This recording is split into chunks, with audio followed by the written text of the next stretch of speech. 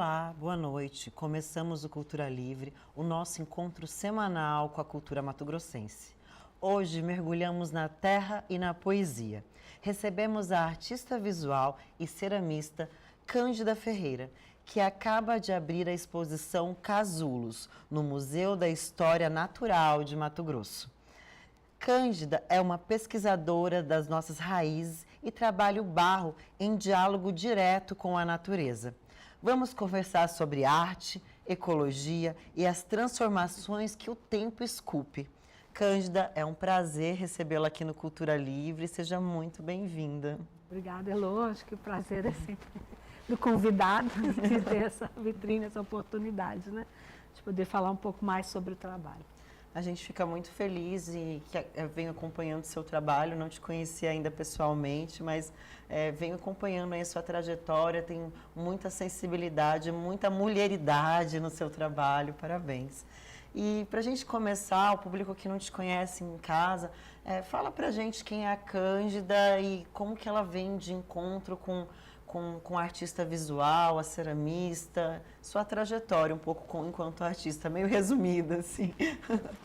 A versão curta. Versão curta. A versão curta, eu sempre, né, eu fui experimentando desde sempre, junto com a minha carreira principal, que era professora de literatura, com as artes plásticas, né, fotografia, desenho, pintura, e finalmente, na década atrás, eu comecei a experimentar com a cerâmica e me encontrei mais, sabe? Assim, é uma forma artística, primeiro que ela, falando a questão da mulheridade, eles falam que as mulheres podem ser mais livres porque elas não vão ser levadas a sério nas artes.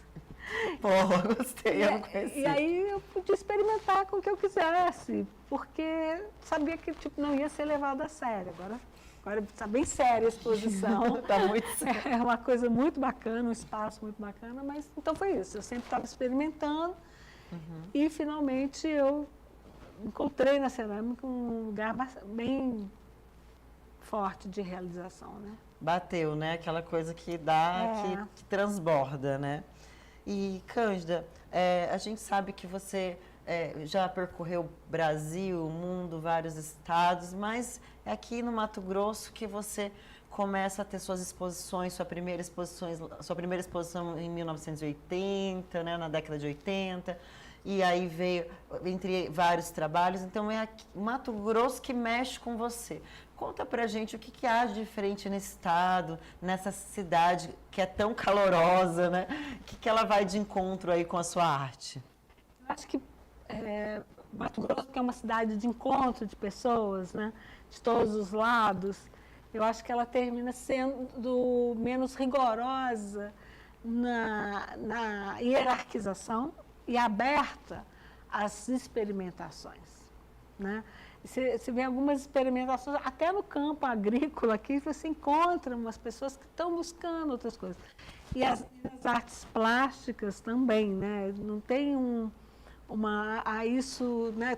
Teve um atravessar, por exemplo, do artesanato para as artes canônicas, assim, tem vários atravessares que eu acho que são possíveis. Talvez por uma situação de fronteira, talvez por esse encontro de pessoas de diferentes países, então não estão carimbadas, isso, você é aquilo, né? Você aqui, então eu acho que é por isso que essa liberdade que um artista encontra no Mato Grosso é possível aqui. Porque no outro lugar você vai poder ser livre, mas você não vai se encaixar. E aqui você termina fluindo, né, com muitas pessoas, né? Com certeza. Você mesmo já passou por várias artes, né? Vem da literatura, né? Da poesia, mergulhou um pouco no teatro, até chegar na cerâmica, né?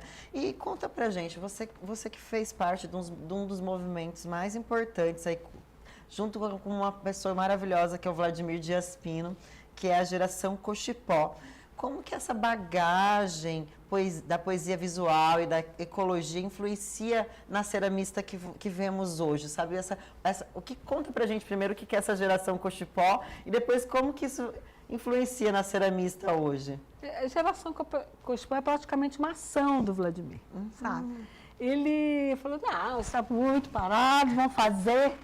Aí juntou umas pessoas, Heitor Medeiros e Viviane Amaral, e eu, periférica ali, o que mais estava, gente? Só lembro dos três. E falou, vamos fazer uma ação, e a gente fizeram uma série de obras que se inscreveram no Salão Jovem Arte e foram aceitas. Mas, nesse momento também, o Vladimir, ele foi chamado, faltou um jurado e chamaram o Vladimir. E ele pega e fala assim, olha, justamente esse problema da deserarquização, ele falou assim, não vamos dar um prêmio para uma pessoa, vamos aceitar todos os trabalhos. Isso é praticamente revolucionário hoje em dia, imagina na época, né? Na década de 80, porque as pessoas sofrem muito com os editais, certo?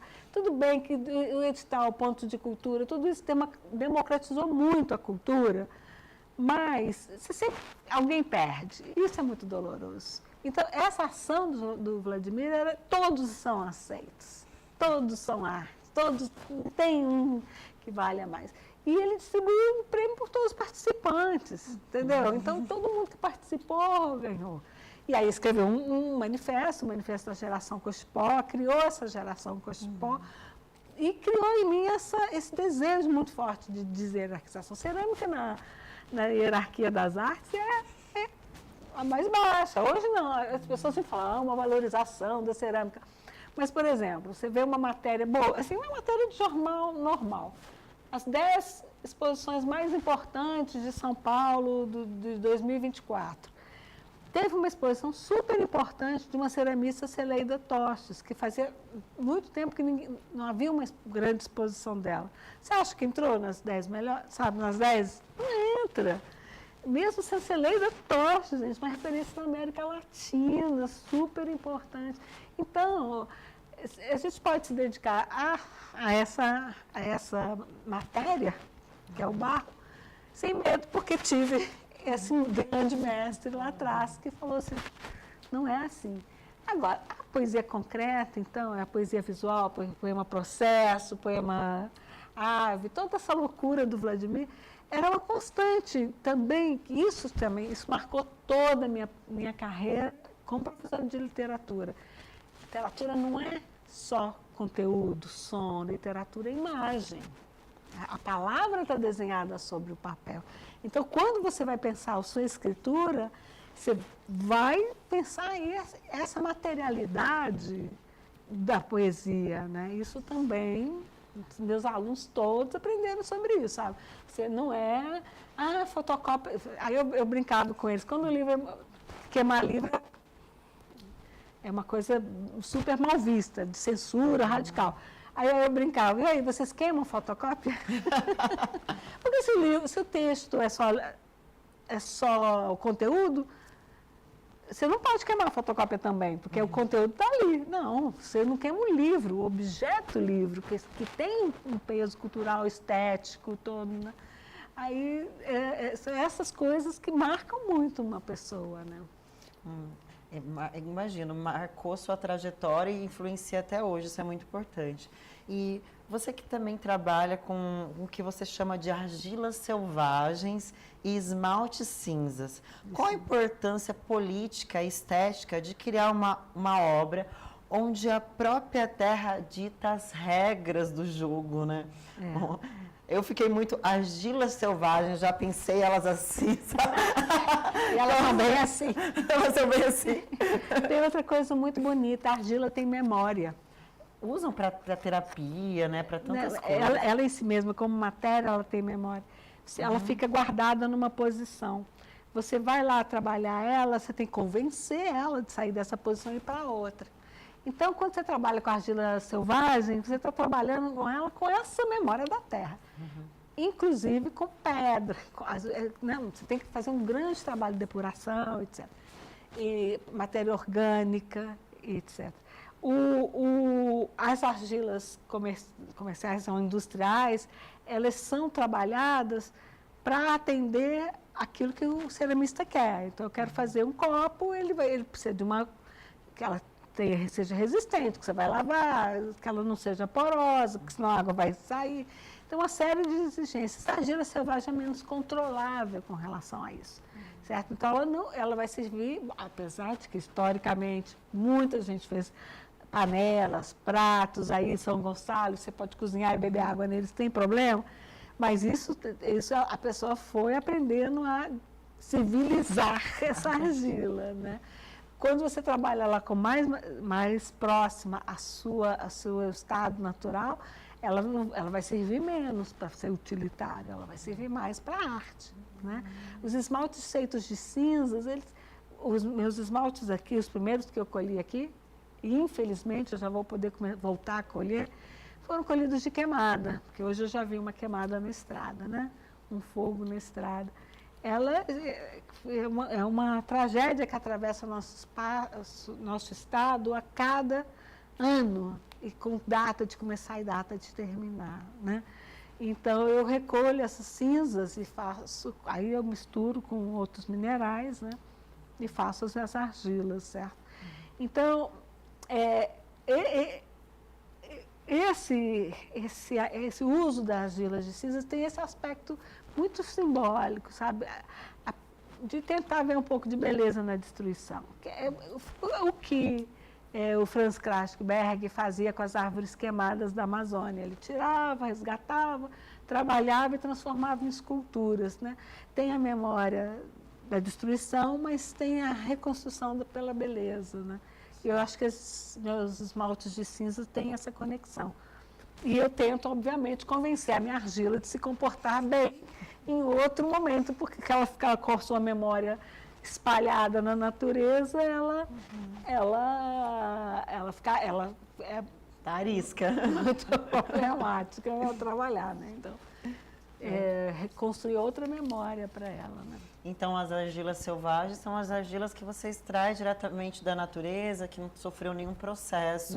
Exatamente, nenhum processo, não se acrescenta outros minerais, porque você precisa, com esses outros minerais, eles dão outras propriedades, plasticidade, resistência.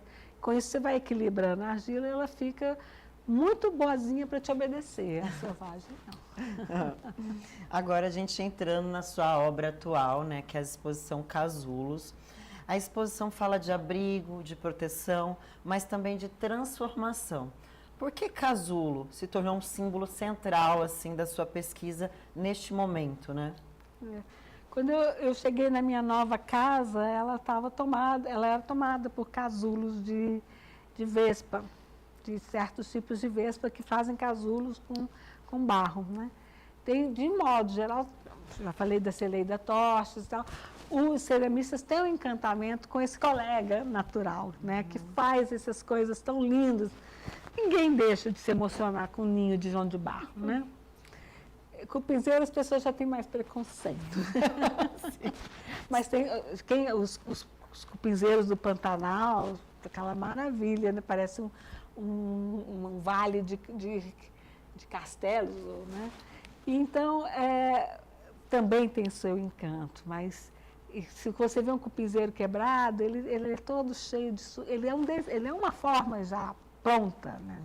E aí isso tudo fui buscando por aí, buscando essa forma e essa matéria, tá? E aí eu descobri que alguns são, o caso, o ninho de João de Barro, a Celeida já tinha dito que não dá para queimar. E já o cupinzeiro, alguns sim, outros não, mas o casulo, ele é muito bom, ele aguenta as duas queimas da cerâmica e aguenta queimas de 1250 graus.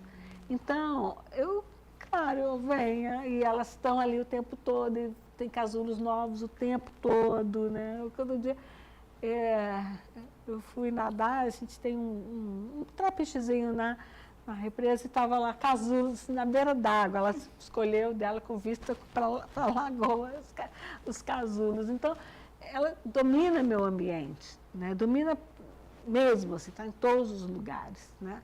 E obviamente, depois que são abandonados, eclode, né? Nasce a vespinha, eu incorporo, eu faço uma queima, daí aplico na obra, né? A princípio eu apliquei em obras mais escultóricas e depois eu optei pelo bidimensional, que eu faço uma base para ela brilhar, na verdade, né? Muito bom.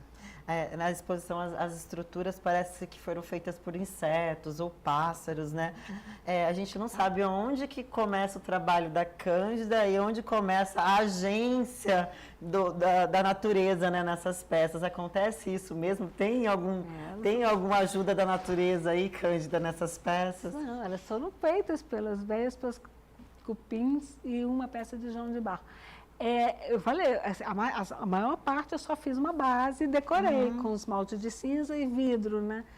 Vidro virou uma preocupação muito forte para mim, porque no Mato Grosso a gente não recicla vidro ainda. Então, a gente, é só para apontar para isso. Assim como as cinzas apontam para um problema sério, que são as queimadas, o vidro também, para a gente pensar como reciclar esses vidros, né? Ou, em algum momento, um jovem vai resolver uma técnica de reciclagem de vidro que seja viável para o nosso estado. Então, as minhas peças as bidimensionais são isso, base para dar mais beleza e visibilidade para os casulos. As tridimensionais eu tenho uma história mais interessante. Eu fazia minhas peças, colocava num lugar lá em casa, elas vieram e ocuparam, e escolheram lugares. Então, tem um ponto, assim, sabe? Tem uma peça que é assim, vem aqui, ela faz um casulo aqui. Já outra tinha era tipo um potezinho, um vasinho, elas encheram, assim.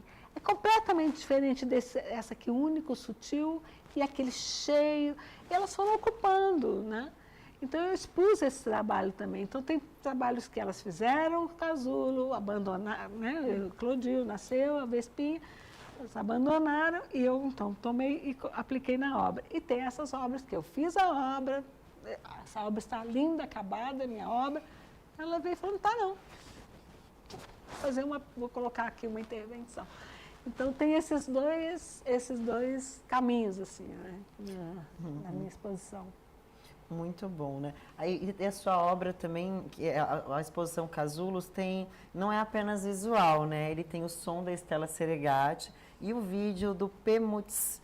Então, conta pra gente como é que foi construir esse sensorial, porque o público não apenas veja, mas também sinta, né, essa experiência. É uma experiência muito fascinante. Eu já tinha trabalhado, certo? Uma das obras que eu fiz no meu né, como professora de literatura, foi o final da minha carreira, foi uma obra, uma performance verbo e vocovisual. Isso é um conceito que vem da poesia concreta, certo?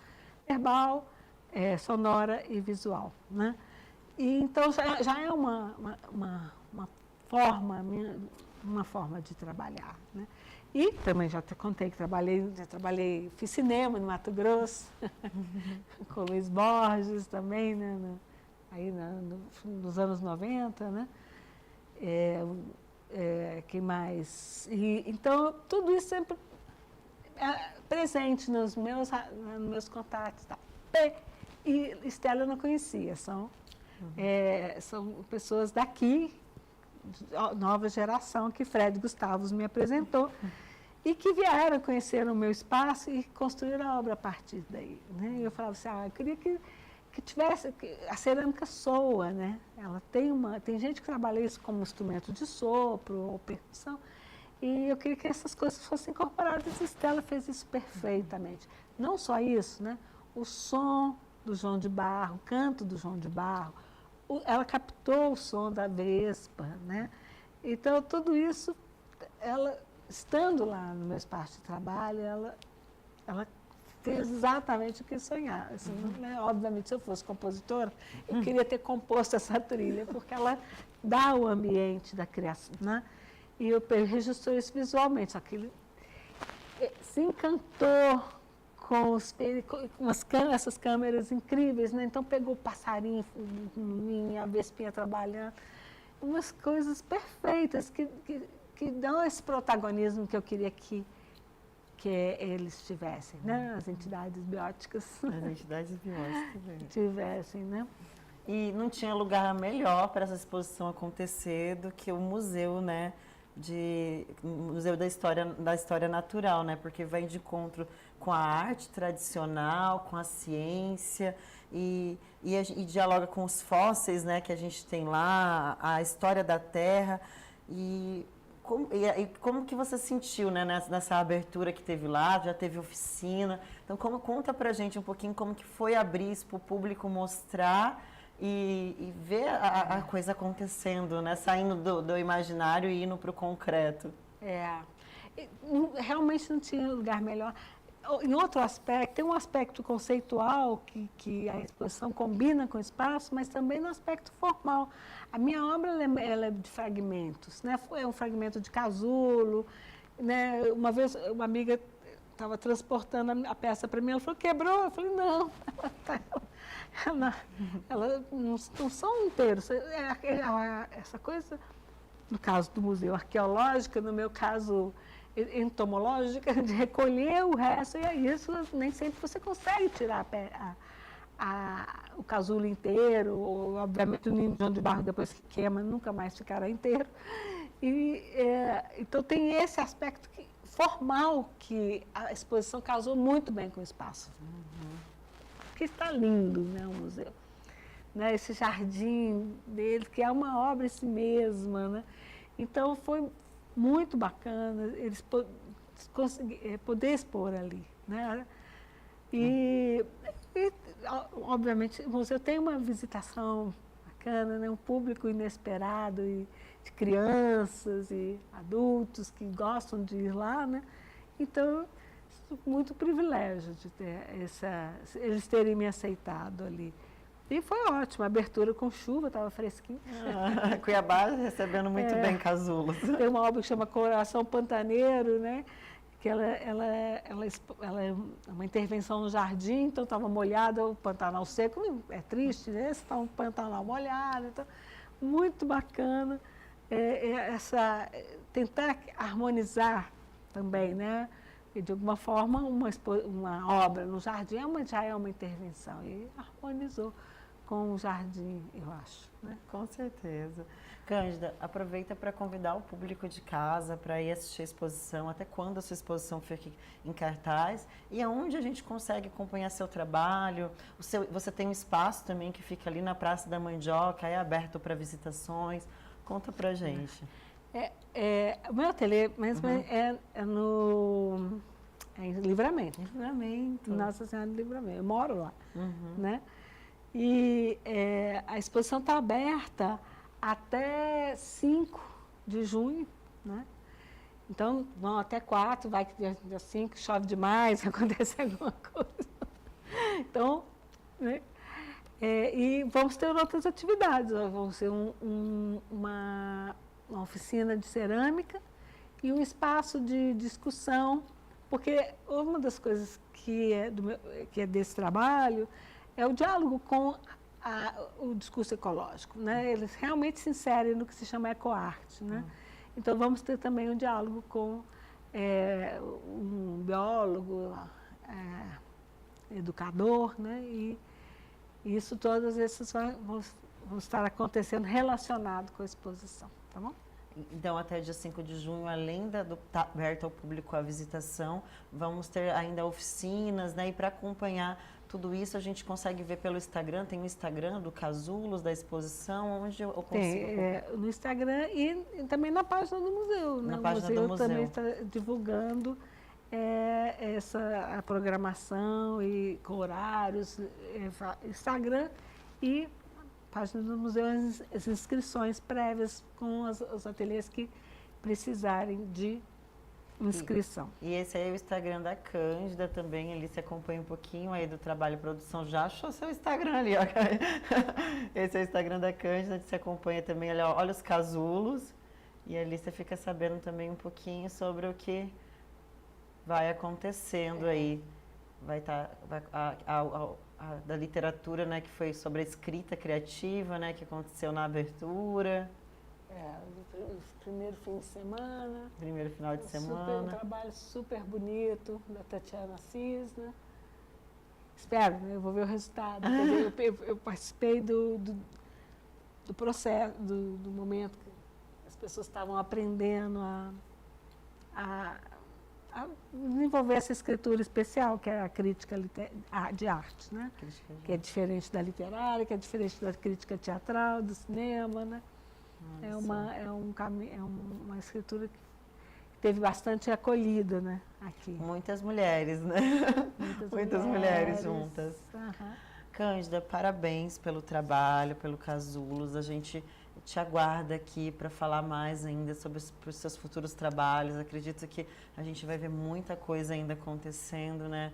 Você que está sempre produzindo e o Cultura Livre está sempre de portas abertas para te receber. Com certeza eu e você de casa vamos lá no Museu, né, da História Natural. É horário comercial, você pode ir lá e vai ser muito bem recebido e vai ver, além do museu, a exposição da Cândida, que o museu, se você não conhece, aproveita para conhecer um museu, que é um espaço lindo.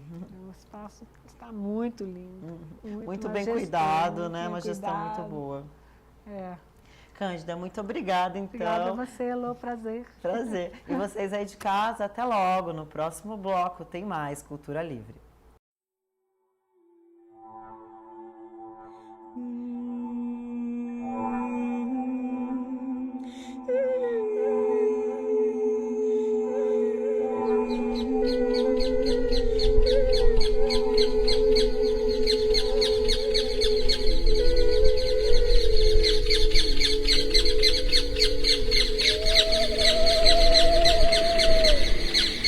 Abrir o forno é sempre um Natal, uma surpresa. Você não sabe como será. É muito delicado, absolutamente selvagem. Eu trabalho com fragmentos do cupinzeiro. O cupim tem uma forma muito linda, né? Esses buracos. Muito frequentemente o cupinzeiro tem algum desastre natural, está seco e está abandonado. Eu levo para o ateliê, limpo e faço uma intervenção de esmalte e vidro.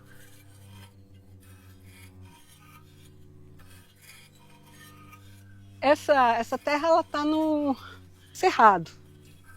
Quando eu cheguei aqui, toda a casa era ocupada por casulos de vespa, e eu fui falando, gente, isso é barro, será que eu posso queimar? E fui queimando, depois fui pesquisando, descobrindo que outros artistas buscaram o mesmo caminho, não sou só eu. E aqui a gente tem o tempo todo, a gente vai encontrando essas coisas com as quais eu trabalho, né? Eu faço o que eu chamo de cocriação.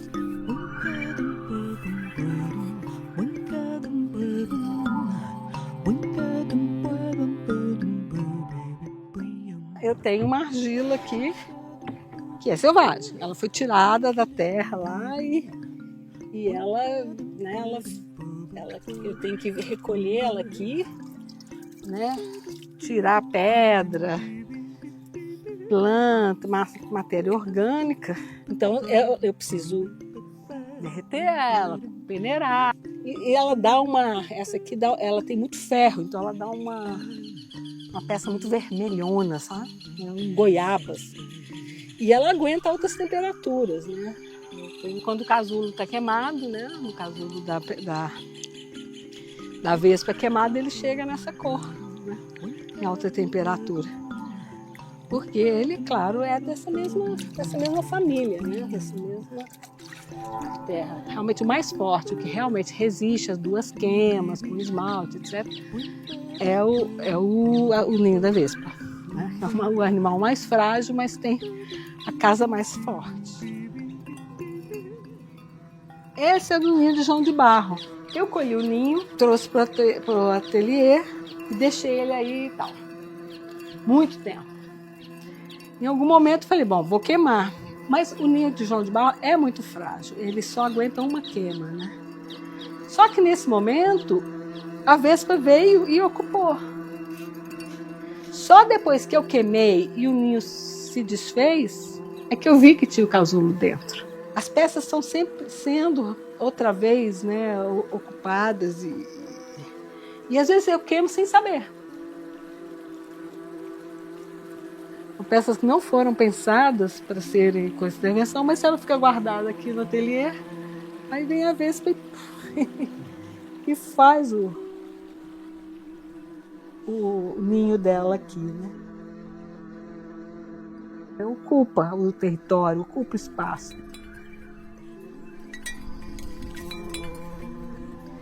Mas eu gosto de pensar que quando ela ocupa uma peça, ela se instala numa peça, ela ocupa a peça, ela escolhe plasticamente, assim, formalmente, onde ela se instala. E ela ela participa do desenho.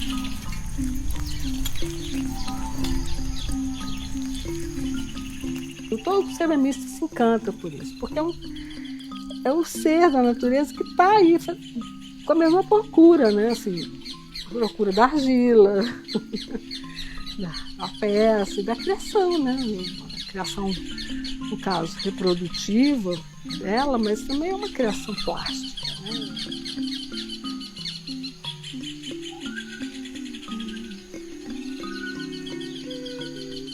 E quem quer ter um resultado preciso fica louco, né? Obsessivo. Eu busco justamente a imprecisão. A minha obra tem a ver com essa disponibilidade, com a experiência e com a surpresa. Abrir para a surpresa. Não tem uma tentativa de controle.